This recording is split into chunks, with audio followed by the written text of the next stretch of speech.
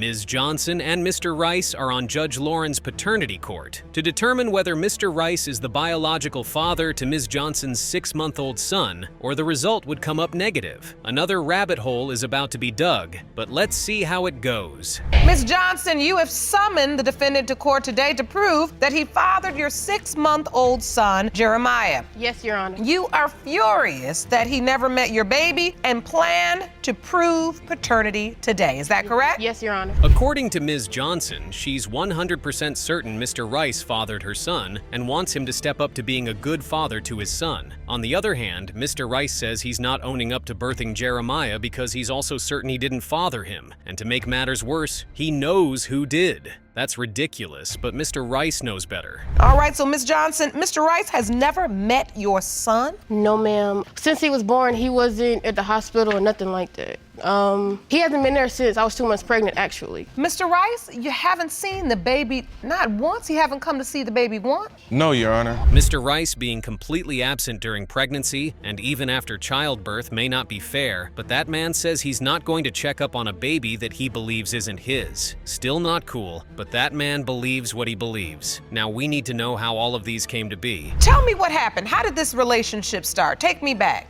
Okay, back in, I want to say June, the end of June, me and my boyfriend, we broke up and I was in my feelings. So I took comfort in Mr. Rice. And we were friends prior to that, but it went further than expected. That's a nice history, but something seemed off about Mr. Rice. Mr. Rice claimed Ms. Johnson was his crush in high who he would do anything for. However, there was a different attitude in Mr. Rice's tone when he said he finally got his shot and he took it. That was like Mr. Rice was waiting for the sexual relationship all along. Just a regular doctor's appointment. I wasn't feeling good, and when I got in there, she said, she was like, Ms. Johnson, you're pregnant. And I was like, what? She was like, you're pregnant. And at first I was in shock. Like, I was freaking out, like, okay, I'm pregnant. And me and Mr. Rice had already talked about, he said he wanted kids, and I didn't think it was a problem. I thought he would be happy that I was pregnant. And he was happy. Ms. Johnson's side of the story makes the situation a little bit different than we thought. Mr. Rice didn't just run off. There was a breakup. But yeah, that also didn't mean Mr. Rice couldn't have done a better job tending to Ms. Johnson and her baby, knowing he's a potential father. Mr. Rice, tell me your side of the story. She tells you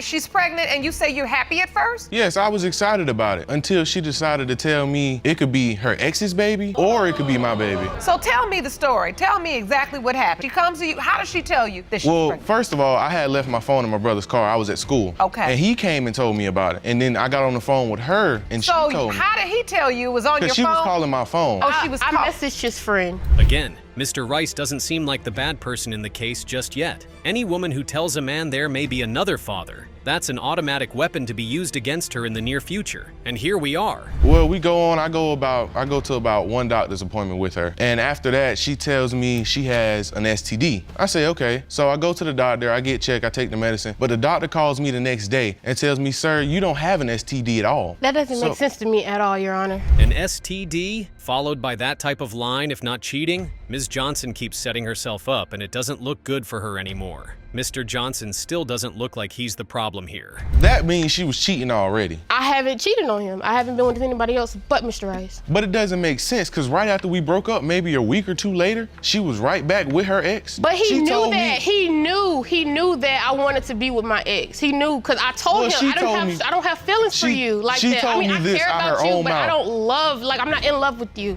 Wow. Ms. Johnson's heart wanted her former boyfriend, but she can't bear a baby for him? That's nasty work, but it is what it is. There's also the timeline for the month of conception that doesn't make sense. Ms. Johnson has some real explaining to do at this point. Tell me what part you play in this. When we got back together like September, I've been there since day one. Like doctor's appointments, changing pampers and everything. Mr. Rice believes that you and Ms. Johnson were still sleeping together during the time they were sleeping together because she admitted she got an STD and he did not have it. The former boyfriend in question also didn't have an SDT. Ms. Johnson also goes ghost when she was supposed to take a DNA test with Mr. Rice. That's shady, and even Ms. Johnson knows. But the real question now is who's the father? Let's get to the result already. Pertaining to whether Mr. Williams or Mr. Rice is the father of 6-month-old Jeremiah Johnson, it has been determined by this court the biological father is Mr. Rice. You are the father. How does it feel to know for certain? I feel better. One-night stands don't end well most of the time, and Mr. Williams and Ms. Jackson are currently facing the consequence of their action, but who knows who would be in the wrong this time? Let's find out. Ms. Jackson, you claim Mr. Williams is a good-for-nothing man who would rather ignore his responsibilities than take care of his 9-month-old daughter, Amani. You say the DNA test will prove Mr. Williams is your daughter's father. Is that correct? Yes, Your Honor. Whew. Just getting into Ms. Jackson and Mr. Williams' case, and it's already this heated. Ms. Jackson says Mr. Williams is a good-for-nothing man, and Mr. Williams accused her of sleeping around. These two must have clicked in an instant. So, Ms. Jackson, what do you mean by good-for-nothing man? Mr. Williams knows this baby is his. He's been running for 9 months now. So you say he's done nothing for the baby? Nothing. You haven't done anything, Mr. Williams? No, Your Honor, this is not my baby. She knows she's sleeping around with other men, and she's trying to put a baby on me that's not mine, so. She's beautiful. Thank you.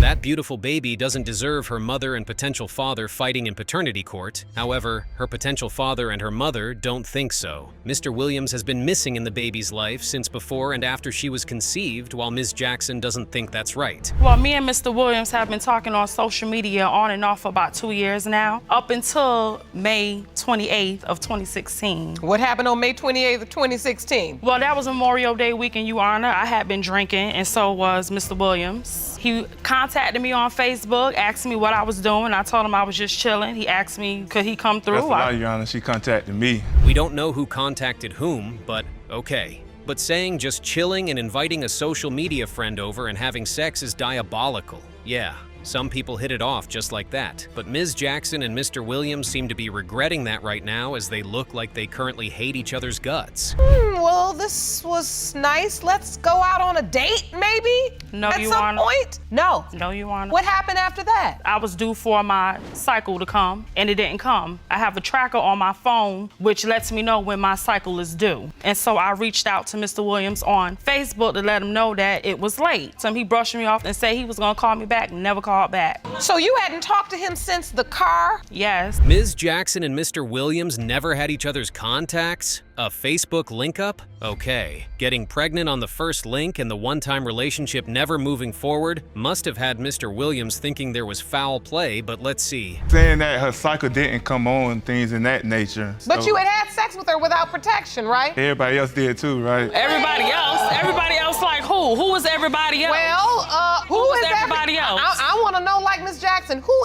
is everybody else? She know who everybody else is. Your Honor, after the fact of me telling him that my cycle was late, I contacted him again when I found out that I was actually pregnant. Everybody else, like the whole neighborhood or something? Like, that's not bad enough. Mr. Williams goes ahead and says something like fake pages and disrespect. How else was the pregnant lady going to reach you? Also, there wasn't any disrespect when Mr. Williams drove to her house for the one-night stand, but there was when a baby was involved. Interesting. After she started hitting me up on these fake pages, disrespecting me, talking about what I need to do, she kept saying, the baby ain't mature yet. Then she talking about child support. I'm like, child support? And you just said you were pregnant? So she looking for a handout. And so you felt like she was chasing you down about the baby because she needed support for the baby, and you felt like she was targeting you. Yeah, she was targeting me, reason being, she stated. Ms. Jackson seemed to be looking forward to the child support so fast, though. Mr. Williams claims Ms. Jackson told him there was another man, and that doubled his doubts aside from the early child support payments request. Anyone would doubt that, too. I called him, yes, and I did tell him that I was with somebody else. The day after? Yes, Your Honor. And you didn't use protection? No, Your Honor. So did you tell this other man you were pregnant as well? Yes, Your Honor. Did you tell this other man it could potentially be his baby as well? No, Your Honor. And since when has it been a crime to not have kids or get anyone pregnant in Jackson? That wasn't enough reason to call Mr. Williams the father of the baby. Ms. Jackson still cushions the situation, giving the other man's family the option to physically take care of the baby. Smart move, by the way. And his family was involved with the child. Why not also give the child support office the other man's name? Because, Your Honor, I didn't tell the other family about Mr. Williams. So wait, you are getting Mr. Williams in a legal situation because of your inability to own your own mistakes? Yes, Your Honor. Mrs. Jackson was indeed playing two sides of the coin like it was no man's business, receiving money from one side and the physical help to nurture a child from the other side. On the other hand, Mr. Williams got another woman pregnant at the same time. Now that's messy. Let's hear the result, please. Mr. Williams, you are the father. I told you! I told you! You said you don't mind no child support, so we're not gonna have any problems. It won't have no problems. Good. I apologize for everything dealing with the situation at hand. I'll make sure I take my responsibility as a man and take care of money. Good. Some people don't know how serious child support payments can get, as Mr. Adams is finding out the hard way in this case. Ms. Adams, you say you're here today regarding a matter of extreme urgency. You claim he's on the verge of being arrested for back child support, and you're both with us today to prove he's not the father of the defendant's 3-year-old son in an effort to keep him out of jail. Yes, sure. Now, your son, Mr. Adams, is joining us via satellite from Flint, Michigan, because he's been prohibited by law enforcement from leaving your home state. Okay, that's totally different compared to most cases. Mr. Adams can't even leave his hometown and is being represented by his mother in paternity court. That's pathetic. But Ms. Williams says he brought that on himself, so it is what it is. Your Honor, my son is now facing jail because of this situation. This very moment, you're concerned that he could be arrested for failure to pay child support for a child that both of you have doubts is even his child. True, Your Honor. What? Ms. Williams trying to have sex with Mr. Adams on the first night after meeting at a house party is wild enough, but Mr. Adams now facing a jail term for not paying child support is insane. Mr. Adams isn't even sure if the baby is his, as he mentioned. When you met Mr. Adams, did you intend this to be a committed relationship? I mean, no, when we was young at the time, we hooked up on and off, and it just So it was just an on and off thing? Yeah, it was just an on and off thing. So if it wasn't committed during that time, were you also sleeping with other men as well? Yes, ma'am, I was. Without using protection? Yes. Ms. Williams was also sleeping with other men during that time. That only means her baby could have other potential fathers aside from Mr. Adams. So the question is, how come she chooses only Mr. Adams to be the recipient of the CHU support payment bills? We need to know more. May or may not be his. I asked him twice to get the DNA test. He said, I'm hungover. He was giving me excuses, basically. So I took it upon myself to get help with the DNA test. It wasn't for no money at all. I said, I pay for the DNA test myself. You ain't got to come out of pocket. That part is not my fault. But so take me back. I need to understand these details. You tell him you're pregnant. Yes. There's an X in the equation who Ms. Williams realizes is not her baby daddy, and she switches sides to Mr. Adams's side. Now that's messy, but Ms. Williams thinks she's in the right since she offered to pay for the DNA test, and Mr. Adams didn't come through. You said, I don't want child support, I don't want any of this, but it got to the point where you needed help, and so you went to the state. Yes. And then during that time, you had to name who the potential father could be. Yes, I did. And you gave the state his name. Yes, I did. Ms. Williams opted for Ms. Adams being the father, but unfortunately, he couldn't show up due to being incarcerated. This story keeps getting more complicated. Mr. Adams was previously incarcerated, and now he can't leave his hometown of Michigan. This man may be kind of unlucky with the law. Tell me how you heard about all of this. My daughter was kind of close to her. They worked together, and I overheard a conversation on the phone. I guess they were supposed to meet or whatever, and she must have met up with some guys. That's a lie. But the other conversation came about in my very own living room while I was in the kitchen. Ms. Adams strongly believes the baby doesn't belong to her son because she is aware of a few occasions where Ms. Williams confidently declared her son not to be the father of her baby. Ms. Williams denies it, though. Again, the story continues to be confusing. Was it your understanding that you may be the father or that you were the father? Well, Your Honor, after she had her ex-boyfriend tested, she basically was trying to come at me like I was the father. That's a lie. I said possibility.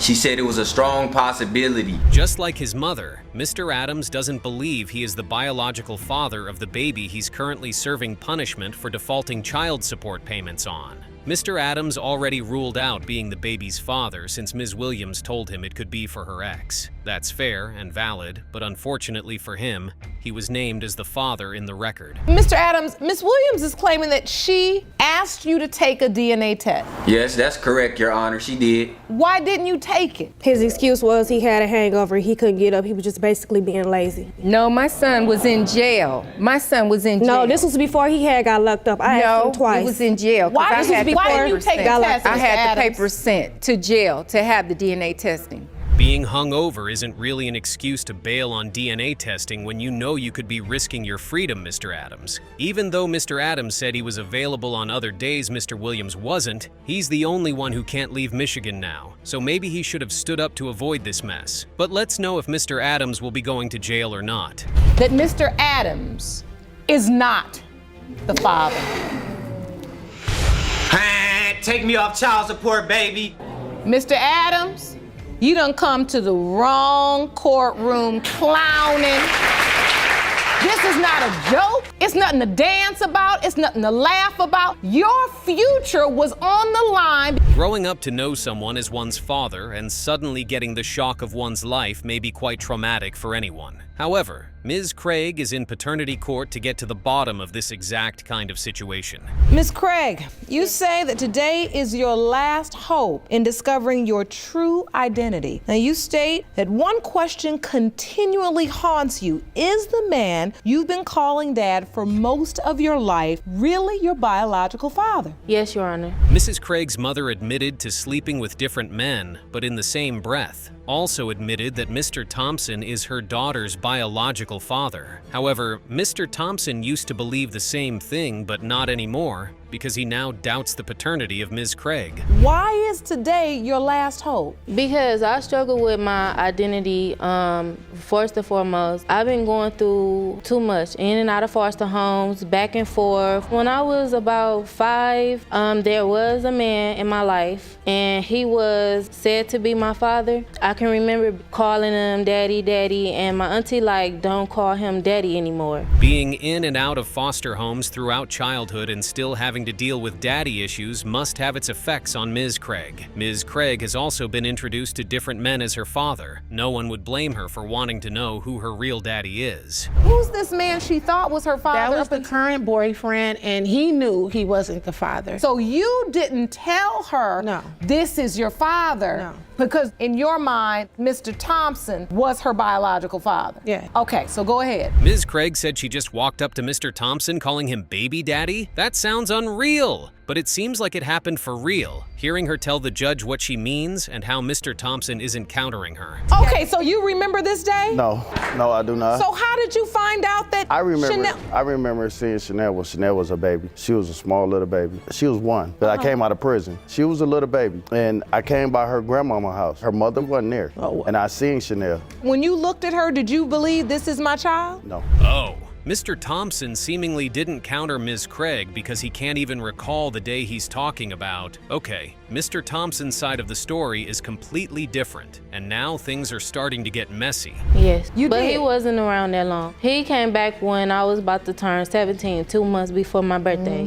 Things wasn't going too well with her, and the relationship they was having. And then you started coming around less and less. Correct. But Chanel, you claim from the time you were 10 to the time you were 16, you believe Mr. Thompson was your father. Ms. Craig and Mr. Thompson seem to be going at it as usual, as the daughter mentioned. Ms. Craig wants to say she raised her, and Mr. Thompson wants to take that throne too. Yeah, it would have been fine if they were taking turns for real, but Ms. Craig clearly said earlier that she grew up in different foster homes. So when did these two really take care of her? Someone isn't telling the actual story, and we need to know who. And you were living with your aunt and your mother. Yes. And all this time, you think Mr. Thompson is your father. Yes, but when I got back in touch with him, his girlfriend and her kids was telling me that he was saying that he didn't think I was his. The back and forth continues while Ms. Craig looks confused as Hall. Her mother and her supposed father won't stop taking over each other like toddlers. At least Ms. Craig knows the other man isn't her biological father since they already had a DNA test done. However, this entire story is still so messy, and Ms. Craig is the only victim of it. I was a virgin when we met. He know this. And you Even feel though I certain that he is her Well, biological I mean, father? it's a possibility that he can't be because, yeah, I was a little promiscuous at 16 years old. But at the same time, I still did. Hello. I still raised my child. Ms. Craig's mother and potential father must have had a lot of downs in their relationship before making Ms. Craig, because what's with the never-ending conflict? Ms. Craig wants to be right while Mr. Thompson wants the same thing. One can only imagine Ms. Craig's headache seeing these two almost every day of her life. Anyway, we still need to know who the real father is. Yeah, it's breaking you down. It hurt, and they don't even understand, like, how bad it feels to me that Well, tell them. I gotta go through this. Y'all hurt my feelings, for real, Mom. Well, I apologize because that was never my intentions to hurt you. Now, life, it comes with up and downs and it comes with hurt. As far as I'm concerned, I am Mama and Daddy. Anyone seeing how Mr. Thompson and Ms. Craig are acting would feel Ms. Craig's hurt. So many years, and they both still can't figure it out. The sour patch that makes it worse, they wouldn't even let her say how she feels. That would definitely hurt more. So let's just wrap this up and hear the result. Miss Craig, Mr. Thompson is not your father. Sorry, Neil. You can give me a hug. I'm your mom and dad. Don't matter. I'm still your daddy. I love you. I'm sorry. I'm sorry. Wow. So I can tell you wanted to just hear that he was your father to have that closure. Yeah, because he the only man that's in my baby life right now. Ms. Hatcher got more than she had expected after she realized she didn't even know who exactly her baby daddy was. As weird as that sounds, Ms. Hatcher is currently going through it, and she's on paternity court to know her child's biological father. Ms. Hatcher, you confessed that at the time you conceived your 2-year-old son, Josiah, you had sexual relations with 3 men. Now, you don't want your son to suffer for your mistakes, so you've requested paternity testing on all 3 men. Yes, Your Honor. All right, now, Mr. Scott, you claim Ms. Hatcher led you to believe you were the only potential father of this child until she told you in anger that she needed a DNA test. Yes, Your Honor, that is true. While Ms. Hatcher agreed she made a silly mistake as regards to her actions before pregnancy, her list of potential fathers has different opinions about the situation. Mr. Scott said he believed he was the father before being told otherwise, while Mr. Blake said he's not the father. And Mr. Scott didn't even know anything about the child until recently. Whew. Ms. Hatcher, please explain to the court how you got yourself in this situation. Yes, Your Honor. At the time, I had sex with 3 different men around the same time my son conceived. I did have a 5.5-month fling with Mr. Scott, and I also had... No, Your Honor, that is not true. It was just sex, period. That's what a fling is! Not to me.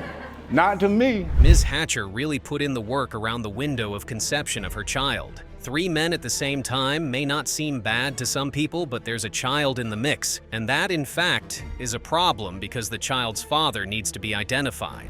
That you had a 5.5-month fling with a gentleman that can look across the aisle at you and ask you, how much does someone pay for your sexual services? That's the reason why I wasn't with him, Your Honor. That's the reason why after the 5.5 months, I seen 5.5 months is too long. Well, you know, yeah, you're right. So, you know, in this courtroom, we just keep it real. Now, Mr. Scott, I want to understand from your perspective why you are doubtful. Mr. Scott seems to have a lot of things to get off of his chest, but we are here to talk about the paternity of the child. Mr. Scott claimed he was there through and through, but unfortunately, Ms. Hatcher already knew he may not be the father. Such a pity. So you're listed here as father. Yes, ma'am. At what point did you begin to doubt whether or not you were Josiah's biological father? Had a situation where we had to go to court. She said in open court, we need to get a DNA test because she was in fear that I was going to try to take Josiah from her. And in your mind, that was the first time. Hold on. I was in fear. That was the first That's time the first you time ever that I ever questioned heard paternity. question when she mentioned Okay, DNA. That's a lie, Your Honor. Hold on. That's a lie.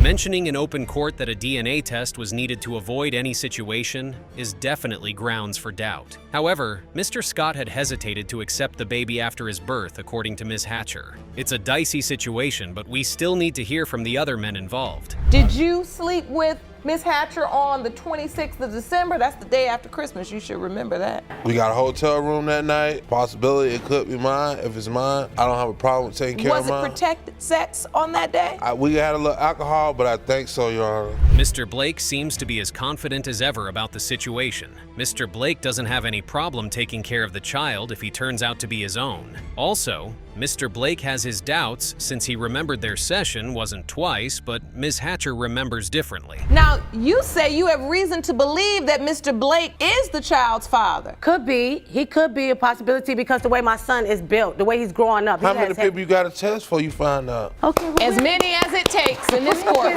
As many as it takes. Flat feet similarities from two potential fathers? Ms. Hatcher needs to know all these details aren't helping her story. It may be a bit much not knowing who one's real baby daddy is, but to be honest, Ms. Hatcher put herself in this mess, and she has to take responsibility for it. She's doing that by being here already, though. She just said that I'm this and that, I don't take care of my kids. Ask him what he does if for I a don't, living. If I don't take care of my kids, call them. You don't take care of your kids, and you know you don't. You don't pay child Call support. them and You ask always them say what you they don't pay did. child Call support. them and ask them what kind of father I am. Horrible. And I'm gonna tell you something And it's not else, about Your that. Honor. It's about I'm gonna tell you being something a else. man and stepping I'm up to the not like plate. her. Mr. Scott wants to run Judge Lauren's court, and now he's being given the permission to do so. Mr. Scott saying his children are watching and he doesn't want them to see him like that may be good for him, but since he slept with Ms. Hatcher, he's bearing the consequences on TV for it. Just find out who his father is. And what are your hopes? I'm hoping that Eddie is not the father. I'm hoping that it's the other two men, which one of the other two men. And the only So that's reason, your hope? Yes, that is my hope. Why are you emotional? What do you feel? Because, you know, I'm ashamed that I'm here for this for my son, because I would have never thought I'd be a kind of woman. Ms. Hatcher desperately doesn't want Mr. Scott to be the father. Even though everybody can see the reason, Ms. Hatcher would still be blamed for laying with him. No one was there when that happened between them. Ms. Hatcher can only hope for the best and stop picking fathers because she didn't do a good job in picking who she was going to lay with earlier. When it comes to Mr. Blake, you are not the father. I'm sorry. When it comes to Mr. Scott, you are the father.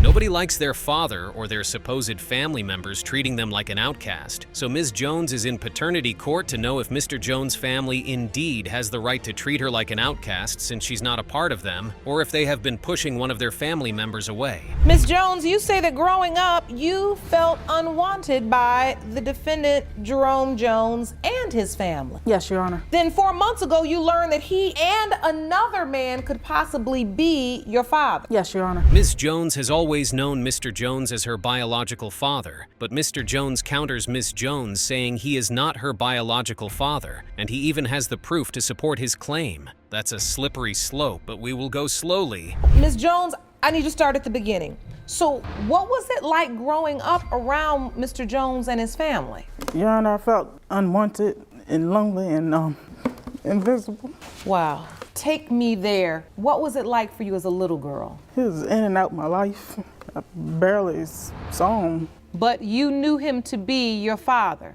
Yes. That was quite emotional hearing Ms. Jones going through a rough and sad childhood. No one deserves that, but unfortunately, Ms. Jones went through it. We need to hear Mr. Jones's reason for subjecting Ms. Jones to that kind of treatment. Mr. Jones, Ms. Jones is saying she grew up with you in and out of her life. Were you involved at all? Yes, Your Honor, I was. Matter of fact, Your Honor, the problem was, Your Honor, that I never felt that Lakeitha was actually my child. And matter of fact, I addressed that with her mother on many different occasions. But we had to set up once before where when she was a little girl, that she could have had, we went up to have a test done when she was little. Mr. Jones says he didn't mean to hurt Ms. Jones's feelings, as he had always discussed the situation with her mother. It seemed she wanted Ms. Jones to belong to Mr. Jones. Hearing Mr. Jones's narration of what happened at the hospital where the DNA test was supposed to be done. Effective. We have to be honest about And that. Your Honor, that's why I'm here. That's why because I want to know the truth, and I think Lakeitha needs to know the truth I definitely want to know the truth. Your Honor, when I was with her, I was always protected, and I made sure that.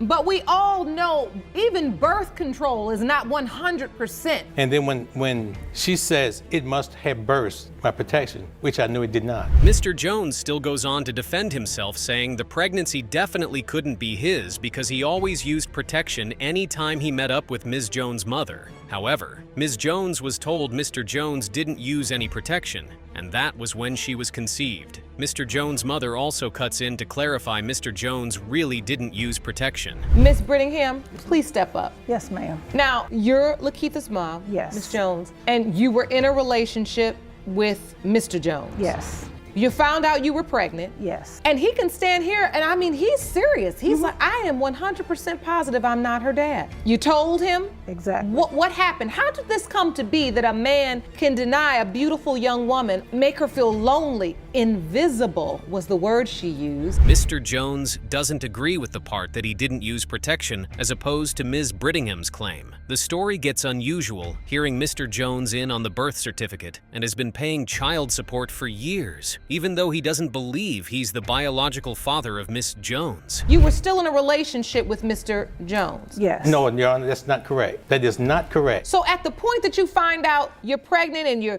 during the pregnancy, was he around? No. Once I told him I was pregnant, I was dismissed. Ms. Brittingham maintains that they were in a relationship when she conceived, and Mr. Jones disappeared into thin air after she informed him of the pregnancy. But Mr. Jones claimed that wasn't the case, as Ms. Brittingham knew better that he wasn't the father, and she just pinned it on him. Your daughter made you feel like he was not stepping up as a father. Because like he said, this could have been avoided before she even had any knowledge of who he was, had we had a DNA test. Ms. Brittingham says she ain't got Alzheimer's, so she'd remember the hospital scene, but according to her acclaimed good memory, she wasn't in the hospital. This makes the story different because Mr. Jones said she was there and she left to avoid the DNA testing, but that's why we are here anyway. Family members, when I got out there, was like, man, you look like him, you got to be his daughter. Did you look like anybody else in the family? Yes, I did have a resemblance to a lot of them. Who? I don't know the people's names. A lot of the cousins. Oh, the oldies' youthful days must have been quite fun, huh? Mr. Jones was a married man and he was still on the outs with Ms. Brittingham, which means he cheated. So could that have been the reason Mr. Jones doesn't want Ms. Jones to be his daughter, or he just genuinely feels something is off? Let's find out. Mr. Jones, you are not Lakeisha's father. And that's fine. So now you know. Come here, baby. So now you know. That's all right, because you'll always be my baby.